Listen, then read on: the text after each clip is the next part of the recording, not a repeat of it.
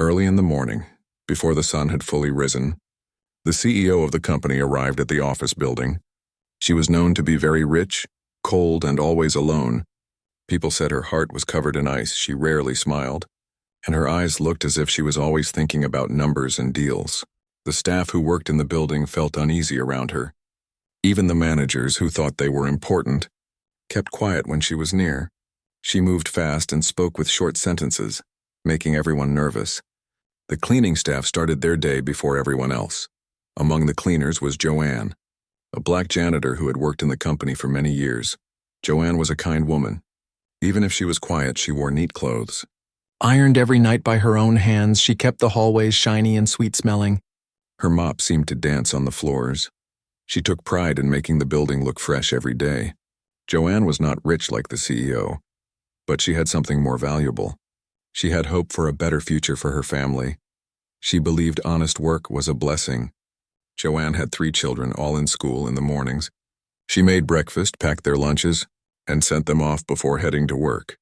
She walked through the busy streets in rain, never missing a single day. Though her life was hard, Joanne never complained. She listened to music on her old radio. The songs gave her strength. Some days she would hum while cleaning. Hoping no one heard, her husband worked at a factory, so both helped each other at the office. Joanne always greeted her coworkers, most replied with a nod. A few ignored her, she did not mind. She kept her head high when she entered the break room. She saw old posters on the wall from years ago. Some reminded her that time passes quickly. She remembered when she first joined the company. She was younger, cheerful, and frightened at the same time. Now she knew every corner, every crack, and every broken tile. The building had become her second home. The CEO, whose name was Ms. Carter, noticed Joanne only when their paths crossed. Ms. Carter was always dressed in expensive suits and walked with a purpose. Once she saw Joanne mopping the entrance and stopped for a moment. Their eyes met. Joanne nodded politely. Ms. Carter said nothing and continued walking. For Joanne, this was normal. She did not expect respect or kindness from the CEO. She was used to being invisible, but not everyone ignored Joanne. There was a security guard named Tom. He was friendly and joked with Joanne about the weather. Sometimes he shared stories from his night shifts. Joanne listened and laughed. These small talks made her mornings easier, Tom told her. "You're the reason this building feels fresh," Joanne thanked him, but still kept working. She knew praise was rare in her job. One morning, a cold wind blew through the city. Rain tapped on the windows as Joanne arrived at work. She walked through the lobby and picked up her cleaning cart. Today, she felt more tired than usual. She had slept only a few hours, but work needed to be done, so she did not slow down. Ms. Carter entered the building at exactly 6:30 a.m. Her phone was pressed against her ear, and she spoke in a sharp tone. She did not look at anyone. The cleaning staff watched her pass by. Eyes wide, Joanne stayed near the entrance, preparing her mop and bucket. Ms. Carter's footsteps echoed in the hallways. The managers who were already at work straightened their ties and whispered, "She is in a bad mood today." No one wanted to get in her way, but Joanne continued her routine. She cleaned the entrance, the break room, and the bathrooms. She made sure every space shone. She found a small piece of paper near Ms. Carter's office and picked it up. Joanne's care for details made her stand out.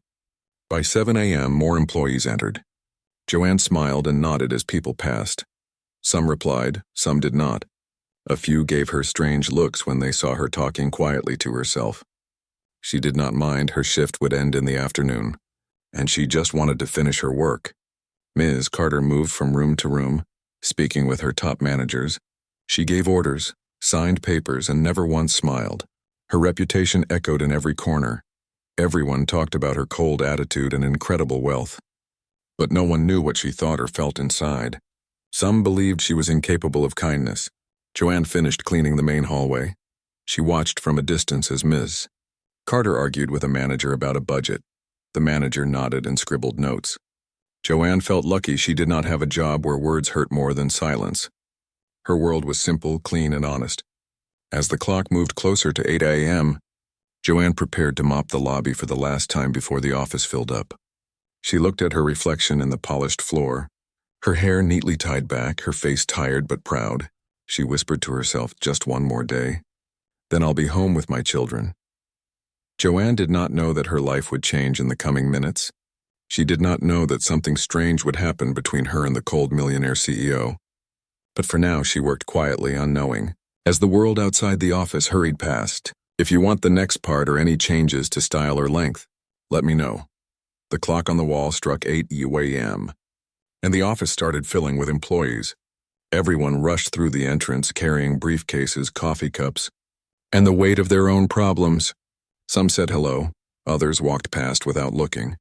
Joanne moved her cleaning cart to the side to make space. She watched the crowd silently, noticing faces she had seen 100 times before. A young woman named Emily entered the building. She was new to the company, only a few weeks in. Emily always smiled at Joanne and sometimes stopped to talk. Today, she carried a heavy bag and seemed tired. Joanne asked, "Are you okay, dear?" Emily nodded and said, "Just a long morning. Thank you for asking."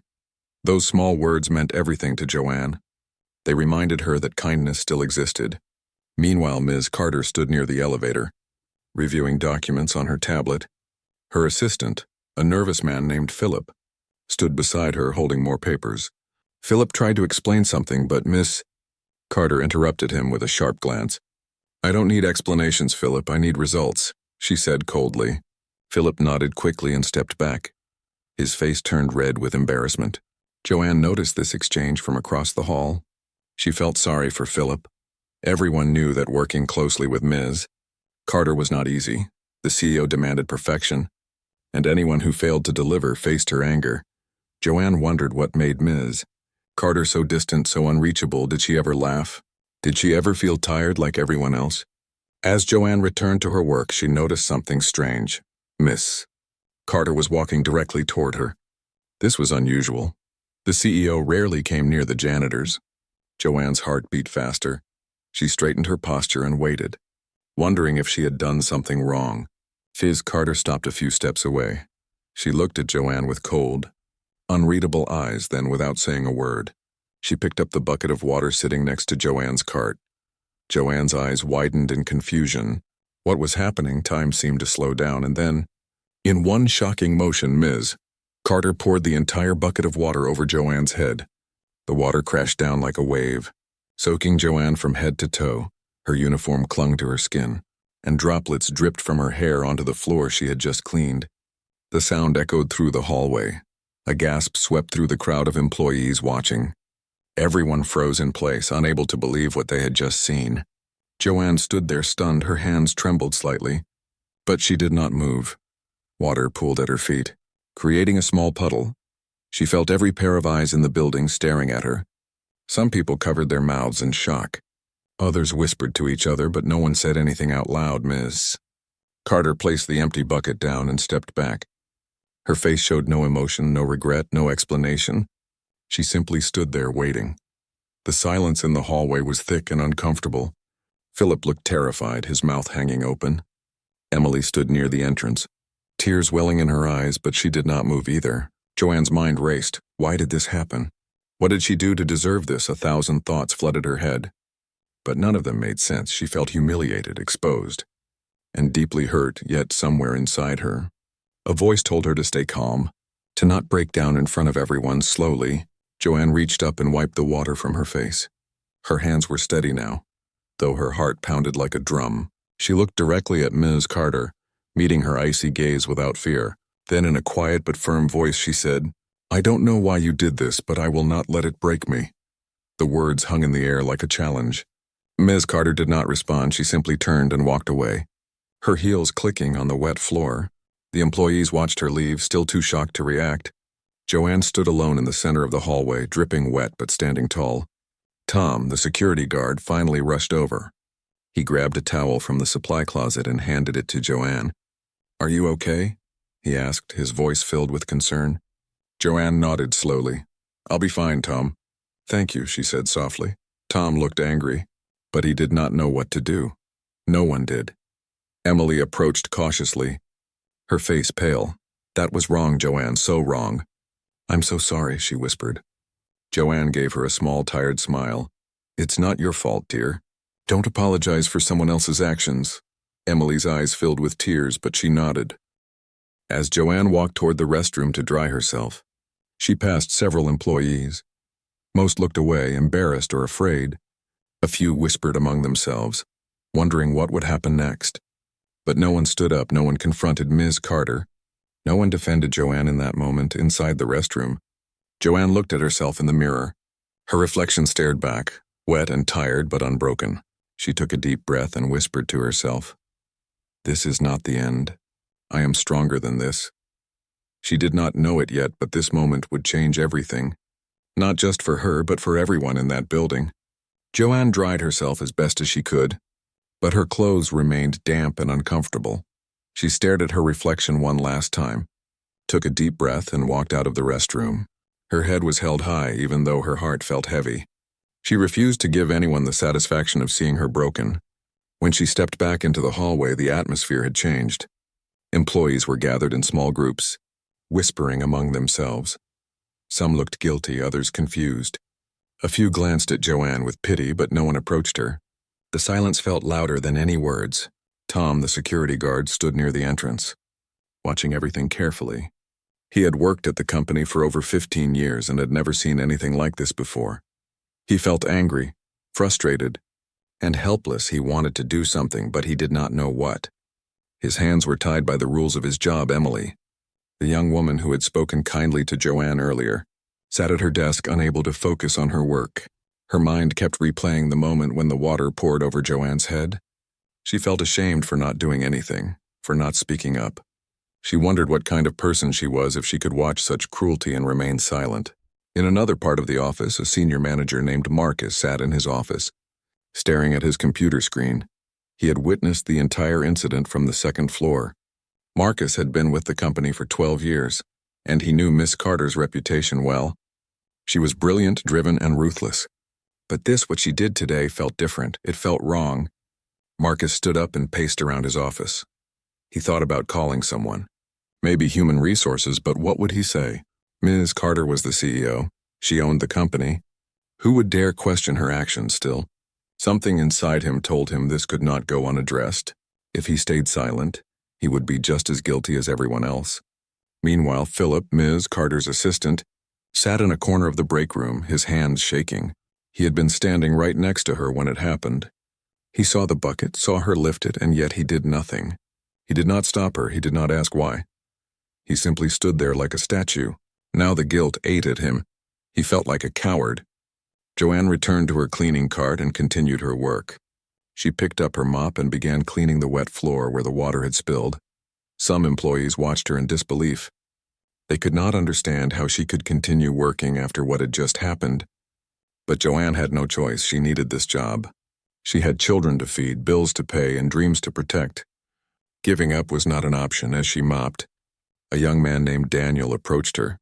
He was an intern fresh out of college, and still learning how the corporate world worked. He hesitated for a moment, then spoke quietly. "Excuse me, ma'am. Are you okay?" he asked. His voice was soft, almost apologetic. Joanne looked up and gave him a small smile. "I'm fine." "Thank you for asking," she replied. Daniel nodded, but his face showed that he did not believe her. "What happened to you was wrong." "Really wrong," he said, his voice trembling slightly. Joanne paused and looked into his eyes. "Yes, it was, but sometimes wrong things happen, and we have to keep going anyway," she said calmly. Daniel wanted to say more, but he did not know what. He felt frustrated by his own helplessness. He walked away slowly, his mind full of questions. Why did no one stop it? Why did everyone just stand there? Was this what working in the real world meant? Watching injustice and doing nothing? Across the building, Ms. Carter sat in her large corner office. She looked out the window at the city below. Her face remained expressionless. She had not said a word since the incident. Her phone buzzed several times, but she ignored it. She seemed lost in thought, as if waiting for something to happen. By midday, the office was buzzing with rumors. Some people said Ms. Carter had lost her mind. Others claimed it was a test of some kind. A few believed Joanne must have done something terrible to deserve such treatment. But no one knew the truth, and the uncertainty made everyone uneasy. Emily could not take it anymore. She stood up from her desk and walked toward Marcus's office. She knocked on the door nervously. Marcus looked up, surprised. "Come in," he said. Emily entered and closed the door behind her. "I need to talk to you about what happened this morning," she said, her voice shaking. Marcus leaned back in his chair and nodded. "I saw it too," he said quietly. "Then why didn't you do anything?" Emily asked.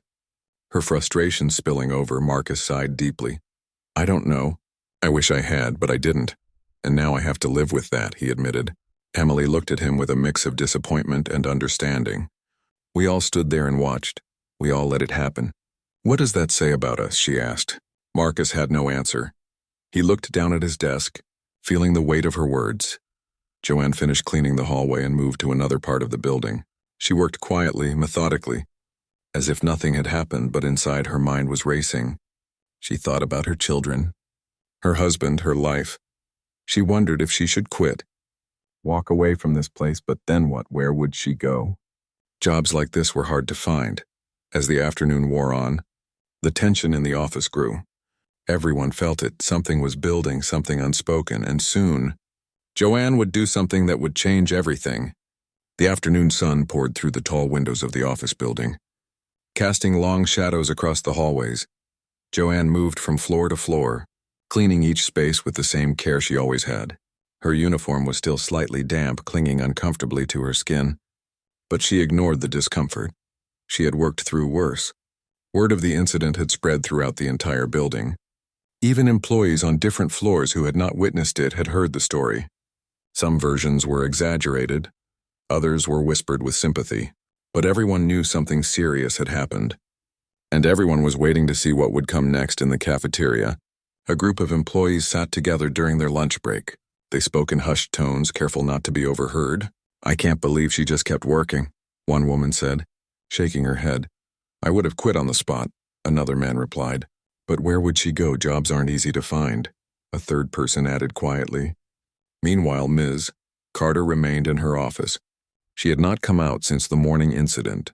Her assistant Philip brought her lunch, but she barely touched it. She sat at her desk, staring at nothing in particular.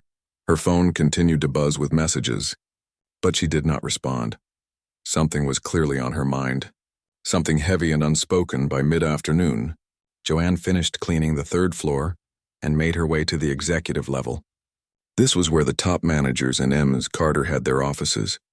The hallways here were quieter, more expensive looking, with thick carpets and polished wood doors. Joanne always felt a little out of place here, but she did her job without complaint. As she pushed her cart down the hallway, she noticed that Ms. Carter's office door was slightly open. She could see the CEO sitting at her desk, her face turned toward the window. Joanne hesitated for a moment, then decided to continue with her work. She began dusting the tables and wiping down the glass surfaces near the office. Suddenly, Ms. Carter's voice broke the silence. "Come in, Joanne," she said, her tone flat and emotionless. Joanne froze, her heart began to race. She had not expected to be called in. Slowly, she pushed her cart aside and walked toward the door. She knocked gently, even though she had been invited. "Come in," Ms. Carter repeated. Joanne entered the office. Standing just inside the doorway, she kept her hands clasped in front of her, her posture straight and dignified. Ms. Carter turned her chair to face Joanne, their eyes meeting for the first time since the incident. For a long moment, neither of them spoke. The silence was thick and uncomfortable. Joanne waited, her mind racing with questions. What did the CEO want? Was she about to be fired? Was this some kind of apology, or was it something else entirely? Finally, Ms. Carter spoke. "Do you know why I did what I did this morning?" she asked. Her voice calm but cold. Joanne swallowed hard. "No, ma'am. I do not," she replied honestly. Ms. Carter leaned back in her chair, her expression unreadable. "Good, because I wanted to see how you would respond," she said. Joanne's eyes widened slightly, but she said nothing.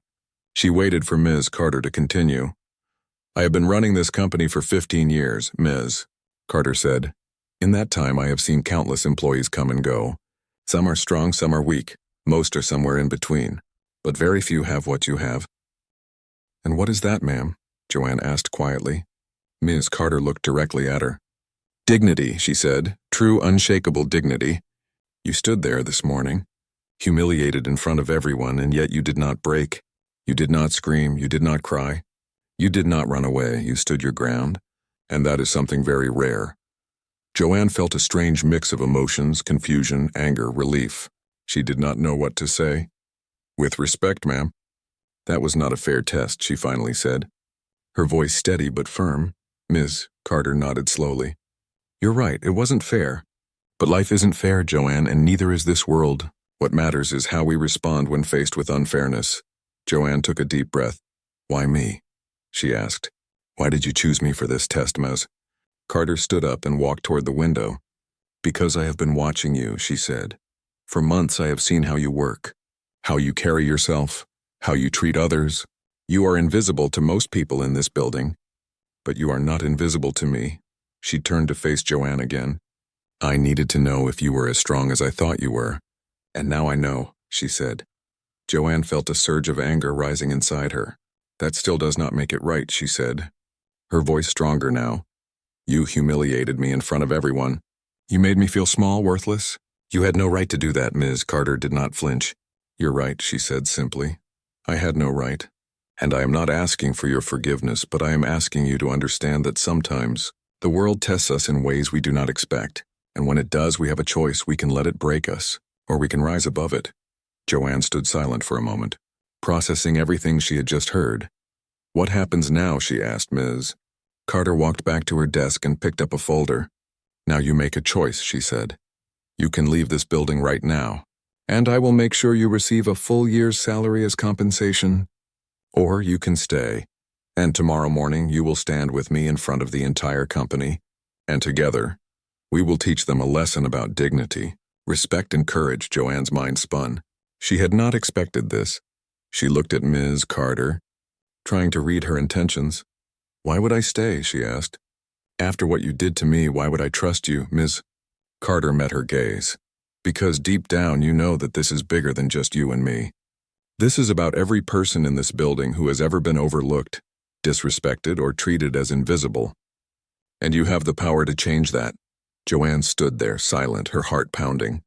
She thought about her children, her husband, her life. She thought about every time she had been ignored, every time she had been treated as less than, and then she made her decision. Here is part 5 of the story, written in simple English, third-person style, with about 800 words and every sentence ending in a comma for smooth voiceover narration.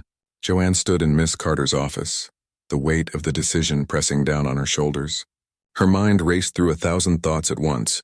She thought about her children waiting for her at home, about her husband working long hours at the factory, about the bills piled on their kitchen table. She thought about the humiliation she had felt that morning, the cold water soaking through her clothes, the eyes of everyone watching her. But she also thought about something else.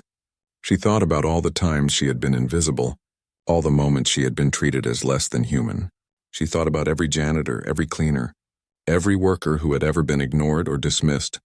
And she realized that this moment was bigger than just her. "I'll stay," Joanne said quietly, her voice steady and clear. "Miss." Carter's expression did not change, but something flickered in her eyes. Respect, perhaps, or maybe surprise. "Are you sure?" Miss Carter asked. "Once you make this choice, there is no going back." Joanne nodded. "I'm sure, but I'm not doing this for you. I'm doing this for everyone who has ever been made to feel small." Ms. Carter walked to her desk and picked up her phone. She made a quick call.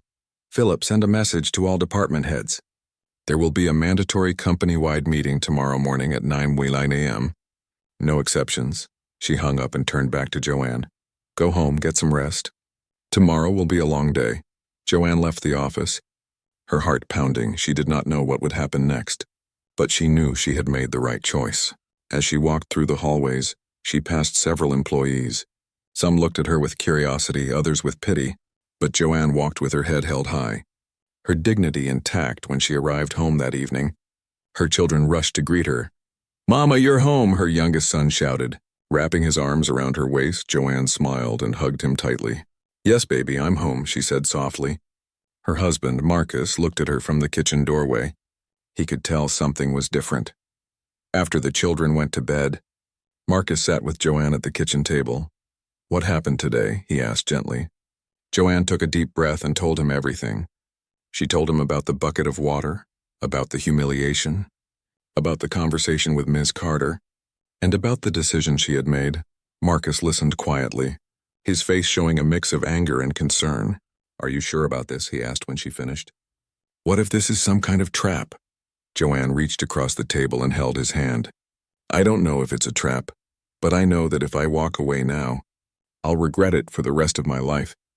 This is my chance to stand up not just for myself, but for everyone like me." Marcus squeezed her hand. "Then I'm with you whatever happens tomorrow. We'll face it together." Joanne felt tears prick at her eyes, but she blinked them away. She had cried enough for one day. Tomorrow would require all her strength. That night, Joanne lay in bed, unable to sleep. Her mind kept replaying the events of the day. She wondered what Ms. Carter would say at the meeting. She wondered how the other employees would react. She wondered if she had made a terrible mistake, but then she remembered the look in Ms. Carter's eyes when she had said she would stay, and she felt a small flicker of hope. The next morning, Joanne woke up early. She dressed carefully, choosing her best clothes. Not her cleaning uniform. She wanted to look strong, confident, capable. Her husband made her breakfast and her children gave her hugs before she left. "You're going to do great, Mama," her daughter said. Joanne smiled and kissed her forehead. "Thank you, baby." When Joanne arrived at the office building, it was already buzzing with activity. Employees were filing into the large conference room on the first floor. Everyone looked confused and curious, wondering why they had been called to this sudden meeting. Joanne stood near the entrance watching them pass by. Some recognized her and whispered to their friends. Others did not even notice her. At exactly 9 a.m., Miss Carter entered the conference room. She walked to the front with her usual confident stride. Her face was serious, her eyes scanning the crowd. And then, to everyone's surprise, she turned and gestured for Joanne to join her at the front. The room fell silent. Joanne felt every eye in the room turn toward her. Her heart pounded so loudly she thought everyone could hear it. But she took a deep breath, squared her shoulders, and walked to the front of the room. She stood beside Ms. Carter, her hands clasped in front of her, her head held high. "Ms. Carter stepped forward and spoke. "Thank you all for coming. I know you're wondering why you're here. Yesterday morning, something happened in this building. Something that many of you witnessed." The room remained silent, everyone listening intently. I poured a bucket of water over Joanne, our janitor, in front of all of you. And not a single one of you did anything to stop it. A wave of discomfort swept through the crowd. People shifted in their seats. Avoiding eye contact, Ms. Carter continued. You all stood there and watched. You whispered among yourselves, you felt sorry for her. But none of you had the courage to speak up. And that, ladies and gentlemen, is exactly the problem. Joanne stood beside her. Listening, her heart racing, she did not know where this was going. But she trusted that Ms. Carter had a plan, and she was ready to face whatever came next. Ms. Carter's words hung in the air like a heavy weight. The employees in the conference room shifted uncomfortably, some looking down at their laps, others glancing nervously at their co-workers. No one wanted to admit that they had been part of the problem. But the truth was undeniable. They had all watched. They had all stayed silent. I want you to think about what that says about us as a company. Ms. Carter continued, her voice strong and clear. We talk about teamwork, about respect, about being a family. But when someone needed you to stand up, when someone needed your voice, you all chose silence. You chose comfort over courage. Joanne stood beside her. Watching the faces in the crowd, she saw guilt, shame, and discomfort. But she also saw something else, recognition. It was as if the employees were finally seeing themselves clearly, finally understanding their own role in what had happened. Ms. Carter turned to Joanne and gestured for her to speak. Joanne has something she would like to say, she said. Stepping aside, the room fell completely silent. Every eye was now on Joanne. The weight of their attention was almost overwhelming. But Joanne took a deep breath and stepped forward. My name is Joanne, she began, her voice quiet but steady. I have worked in this building for 7 years. I clean your offices, I mop your floors, I empty your trash. Most of you have never spoken to me. Some of you have never even looked at me, and that's okay. I understand that I am just the janitor. She paused, letting her words sink in. But yesterday morning, when that bucket of water was poured over my head, I felt something I have never felt before in this building.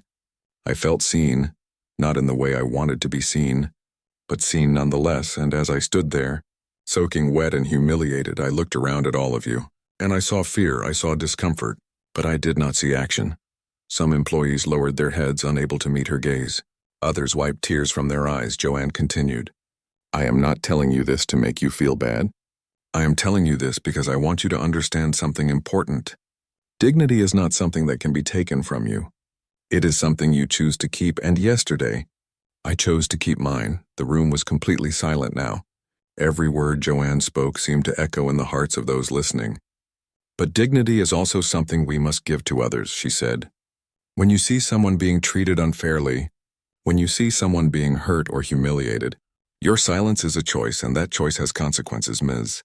Carter stepped forward again, standing beside Joanne. This was not just a test for Joanne, she said. It was a test for all of us, and we failed. I failed because I used cruelty to make a point. And you all failed because you allowed it to happen without question. But today we have a choice. We can continue as we have been, or we can choose to do better. She looked out at the crowd, her expression serious but hopeful. Starting today, this company will implement new policies to ensure that every employee, regardless of their position, is treated with dignity and respect. We will create channels for employees to speak up when they see injustice, without fear of retaliation. And most importantly, we will hold each other accountable. Ms. Carter reached into her jacket pocket and pulled out a small card. This is the first Dignity Champion card, she said, holding it up for everyone to see. Joanne will be the first person to receive this recognition. But it will not be the last. From now on, any employee who demonstrates courage, respect, and dignity in the workplace will receive this honor. She handed the card to Joanne, who took it with trembling hands. The room erupted in applause. At first it was scattered and hesitant, but then it grew louder and more confident. People stood up, clapping and nodding. Some wiped tears from their eyes. Emily, the young woman who had spoken to Joanne earlier, was crying openly, her hands pressed to her mouth. Tom, the security guard, stood in the back of the room, clapping the loudest of all. Marcus, the senior manager who had watched from the second floor, stood as well, his face showing a mix of relief and determination.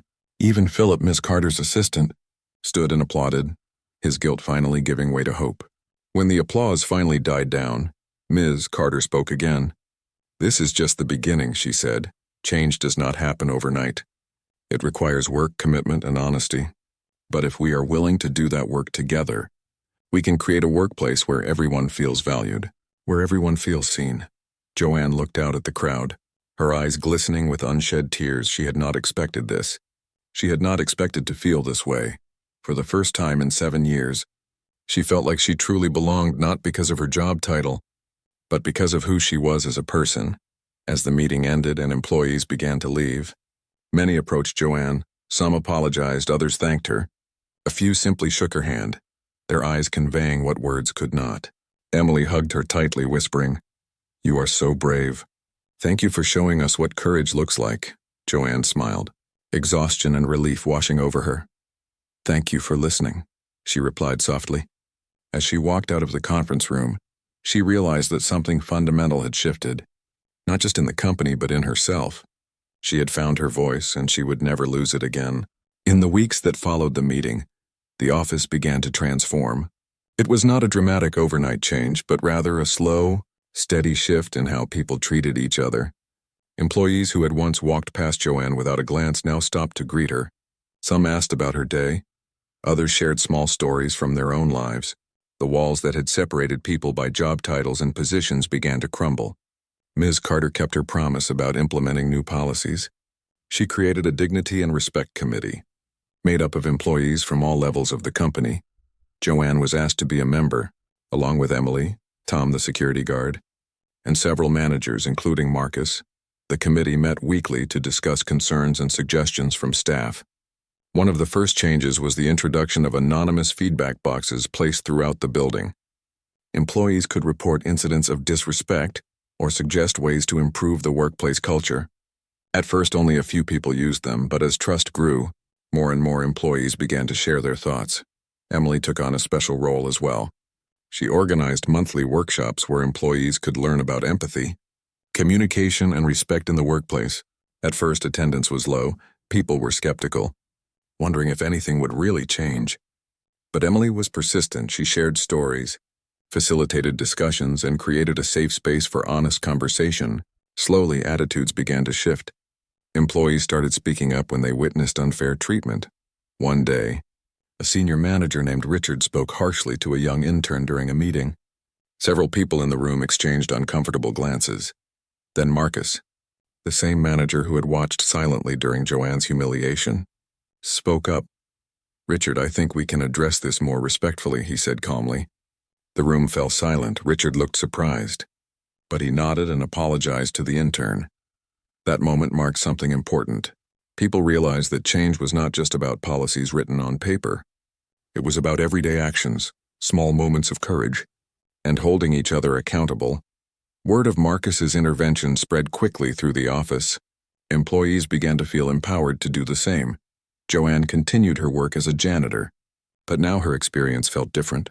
People smiled at her, held doors open, and thanked her for keeping the building clean. One morning, a group of employees surprised her with a coffee and a card that read, "Thank you for showing us what strength looks like." Joanne's eyes filled with tears as she read it. She had spent years being invisible, and now she felt valued. Ms. Carter also changed in subtle ways. She was still demanding and focused on results, but she began to listen more. She attended some of the workshops Emily organized, sitting in the back row and taking notes. During meetings, she asked for input from all levels of staff, not just senior managers. Employees noticed these changes and appreciated them. One afternoon, Ms. Carter called Joanne into her office again. Joanne's heart raced, wondering what this meeting would bring. But when she entered, Ms. Carter smiled, something Joanne had never seen before. "Sit down, please," Ms. Carter said gently. Joanne sat, her hands folded in her lap. "I wanted to thank you," Ms. Carter began. "What you did took immense courage, and because of that courage, this company is becoming a better place. I see it every day, in the way people treat each other, in the conversations happening in the hallways. You started something important." Joanne did not know what to say. She had not expected gratitude, especially not from Ms. Carter. "I only did what felt right," she finally said. Ms. Carter nodded. "That's exactly the point. Doing what feels right, even when it's difficult. Even when no one else is doing it. That's the kind of leadership we need, Ms. Carter then shared something personal, something Joanne never expected to hear. "I grew up poor," she said quietly. "My mother cleaned houses to put food on our table. I watched people treat her as if she was invisible, as if her work did not matter. That shaped who I became. I promised myself I would never be powerless again. But somewhere along the way I forgot what it felt like to be on the other side." Joanne listened, understanding now why Ms. Carter had chosen her for that painful test. "I am not excusing what I did," Ms. Carter continued. "But I want you to know that it was never about cruelty. It was about waking people up, including myself." Joanne took a deep breath. "I appreciate you sharing that with me," she said, "and I hope we can continue moving forward. Together." Ms. Carter extended her hand and Joanne shook it. In that moment, something profound passed between them. Mutual respect, understanding, and a shared commitment to making the workplace better. As Joanne left the office, she felt lighter. The journey had been painful, but it had also been transformative. She thought about her children, about the lessons she could teach them through her own experience. She thought about all the other workers out there who felt invisible, who struggled to be seen and valued, and she hoped that her story would inspire them to stand tall, to speak up, and to never let anyone take their dignity away. The company was changing, one conversation at a time, one act of courage at a time, and Joanne, the quiet janitor who had once been invisible, was now at the heart of that transformation. 6 months had passed since that unforgettable morning when water was poured over Joanne's head. The company had transformed in ways no one could have imagined. What started as a painful moment had become a catalyst for real, lasting change. The Dignity and Respect Committee had grown stronger and more active. They organized monthly events where employees from different departments could meet and share their experiences. These gatherings broke down barriers and helped people see each other as human beings. Not just job titles, friendships formed across departments, and the workplace felt more like a community. Emily had become a passionate advocate for workplace dignity. She led training sessions that were now attended by nearly every employee. Her workshops focused on empathy, active listening, and standing up for others. Emily often shared Joanne's story as an example of courage, and every time she did, the room fell silent with respect. Tom, the security guard, also found his voice. He started a peer support group for employees who felt overwhelmed or stressed. The group met weekly in the break room, offering a safe space for people to talk about their struggles. Tom's kindness and genuine care made him a beloved figure in the building. People sought his advice, knowing he would listen without judgment. Marcus, the senior manager who had once stayed silent, became one of the strongest champions of the new culture. He led by example, speaking up whenever he witnessed disrespect or unfairness. Other managers followed his lead, and slowly, accountability became part of the company's DNA. Marcus often said, "We all have moments we're not proud of. What matters is what we do next." Ms. Carter continued to evolve as a leader. She remained demanding and focused on results, but she balanced that with genuine care for her employees. She implemented flexible work hours, mental health days, and programs to support working parents under her leadership. Employee satisfaction scores reached record highs, and staff turnover dropped dramatically. The Dignity Champion program had become one of the most prestigious recognitions in the company. Each month, employees nominated coworkers who demonstrated courage, respect, and kindness. The winners received not just a card, but also a small bonus and public recognition at company meetings. The program created a culture where people looked for the best in each other. Joanne's life had changed in profound ways. She still worked as a janitor, but now she also served as a consultant to the Dignity and Respect Committee. Ms. Carter had offered her a promotion to an administrative role, but Joanne had declined. "I love what I do," she had said, "and I want to show people that every job has dignity, no matter what it is." Her children noticed the change in their mother. She came home each day with stories of conversations, of connections, of moments that mattered. Her husband saw a new confidence in her eyes, a strength that had always been there but was now fully awake. Joanne had become a symbol of resilience, not just at work, but in her entire life. One afternoon, a local news station reached out to the company, asking to do a story about the transformation. At first, Ms. Carter was hesitant, worried about how it might be perceived. But Joanne encouraged her. "People need to hear this story," she said. "They need to know that change is possible." The interview aired on a Friday evening. Joanne and Ms. Carter sat side by side, sharing their story with honesty and vulnerability. They talked about the pain, the learning, and the growth. They acknowledged their mistakes and celebrated their progress. The response was overwhelming. Emails and messages poured in from people across the country, thanking them for their courage and sharing their own stories of workplace struggles. Other companies reached out, wanting to learn from their experience. Ms. Carter and Joanne began speaking at conferences and corporate events, sharing the lessons they had learned. They emphasized that culture change requires more than policies. It requires heart, commitment, and the willingness to be uncomfortable. As the months turned into a year, the transformation became part of the company's identity. New employees were trained in the dignity and respect principles from day one. The company's reputation as a great place to work spread, attracting top talent and loyal customers. Financial performance improved as well, proving that a healthy culture and strong business results go hand in hand. One morning, Joanne stood in the same hallway where the water had been poured over her. She looked around at the clean floors, the smiling faces, the respectful interactions happening all around her. She thought about how far they had all come, how much they had learned, and how much they had grown. Ms. Carter approached her carrying 2 cups of coffee. She handed one to Joanne and stood beside her. "Thank you," Ms. Carter said simply. Joanne smiled. "Thank you for listening," she replied. They stood together in comfortable silence. 2 women from different worlds who had found common ground in dignity and respect. The story that had begun with pain and humiliation had transformed into one of hope and redemption. It proved that change is possible when people choose courage over comfort, when they stand up instead of staying silent, and when they remember that every person, regardless of their position, deserves to be treated with dignity. And as Joanne returned to her work, pushing her cart down the hallway with her head held high, she knew that her story would continue to inspire others, not because it was perfect, but because it was real.